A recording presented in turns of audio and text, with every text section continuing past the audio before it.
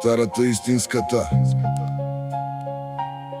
любов никога не угасва.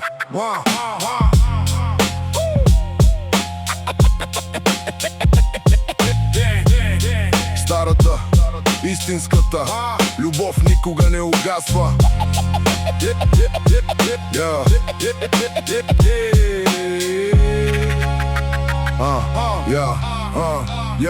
Беше време, когато срещите бяха пред блока. Светът изглеждаше по-проста, бяхме малко по-луди.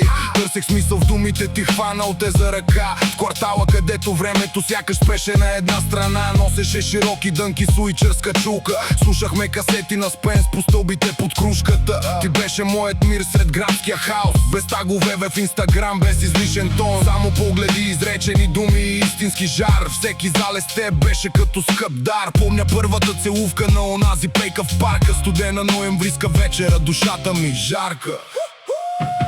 И макар времето да отнесе златните дни назад, аз пазя твоя образ дълбоко в душата си. Старата школа не забравя как се обича. Без изкуствен блясък, без ефтино извинение. Ти бе моя риф, моята най-любима песен. Любов от онези, дето не се заменя. Минаха години, но сърцето ми помни онези млади сърца. Днес всичко е бързо, лесно се пали и гасне. Всеки търси перфектното, а ние с теб градихме върху желания и мечти. С една раница на гърба и хиляди искри. Пишех текстове за теб на блокче от листа, докато уличното куче лаеше през нощта. Когато всички други ти обръщаха гръб, ти ми даваше сила да издържа този стрес. Дори да ни разделят хиляди мили и дни, в главата ми още звучат тия стари песни. Ти, аз, нали? И макар времето да отнесе златните дни назад, аз пася твоя образ дълбоко в душата си. Старата школа не забравя как си обича. Без изкуствен блясък, без ефтино извинение. Ти бе моя риф, моята най-любима песен. Любов от онези, дето не се заменят. Казват, че модата минава, че всичко се купува, но истинската тръпка в гърдите не се купува.